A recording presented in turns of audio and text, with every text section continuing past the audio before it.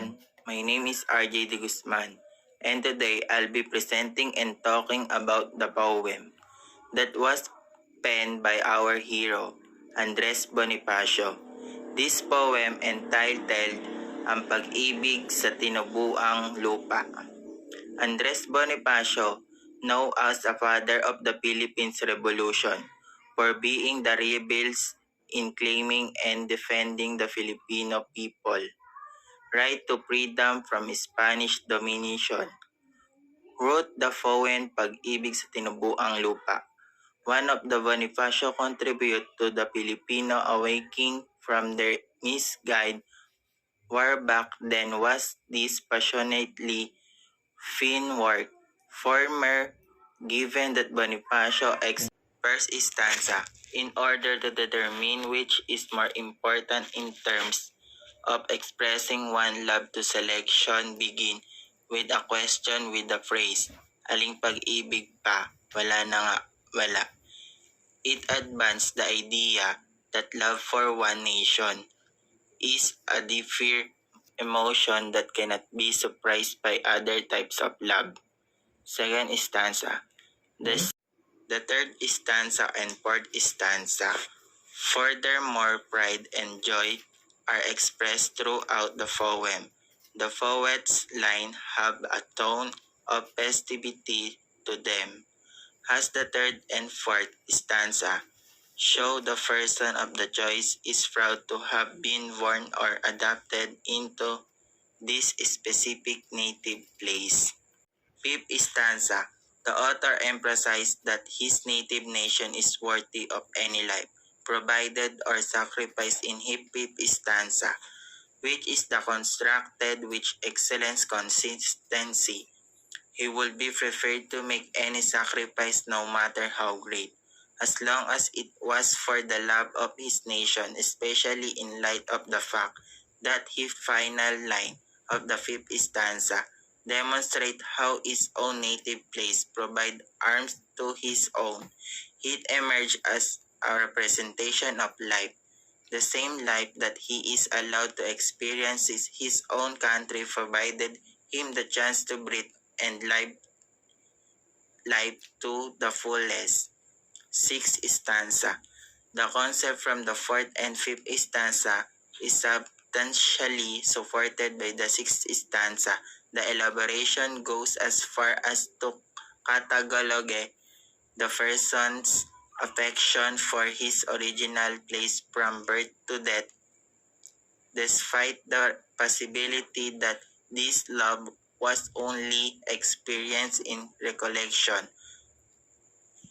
7 and 8 stanza are written from the perspective of longing to the return home. The speaker has recounted a time when he had to leave his home country and has explained why it is necessary to return home.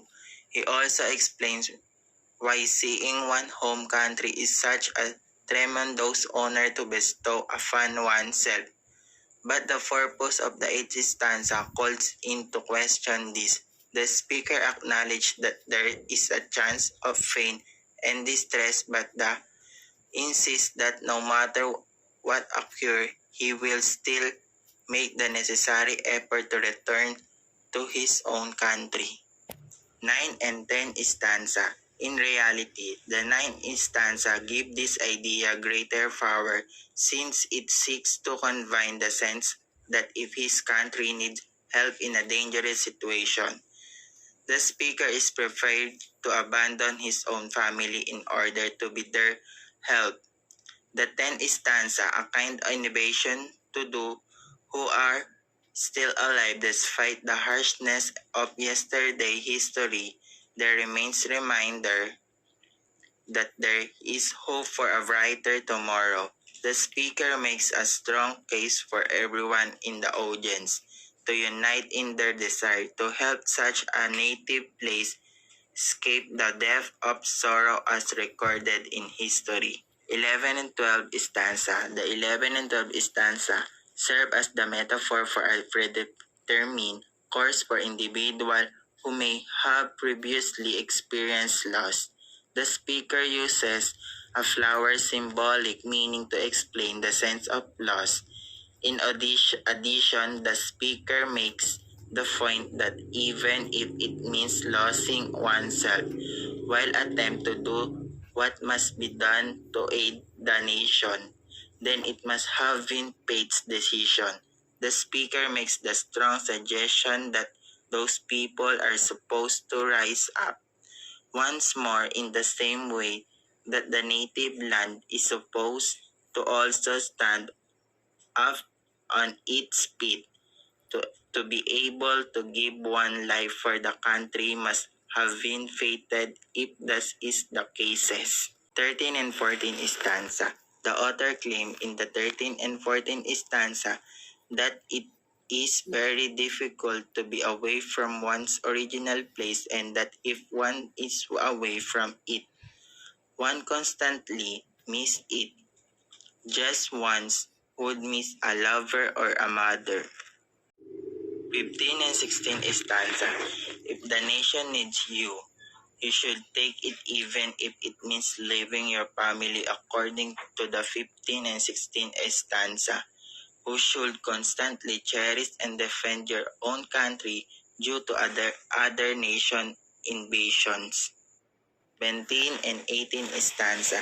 To be able to defend against nation attempt to invade us, we must constantly bear in mind the sentiment expressed in the 17 and 18 stanza. The 19 and 20 stanza describe the detrimental effect that foreign invaders have on our nation's citizens, but they also urge us to continue defending it, even at the cost of our own lives. The 21 and 22 stanzas, it is stated that where are the people of the Philippines when their own nation required them to battle the invaders. They are only observing, unable to fight for their own land. The speaker advised us to open your eyes to the horrible things that are happening in our country. 23 and 24 stanza. And for those who are blinded by the things of other nation, it is exceedingly painful for their own native place to realize that its people have no regard to the native land, as stated in the 23rd and 24th stanza. 25 and 26 stanza. People who love and fight for their nation will be granted freedom, but those who simply sit and watch the invaders and hide their eye for wrongdoing are coward. 27 and 28, the last stanza. Who should always remember that you have your native place to support you, since it is truly for you. You should always love and respect your country and also your countrymen, as stated in the latest two stanza of our hero Andres Bonifacio's poem Ang Pag-ibig sa Tinubuang Lupa.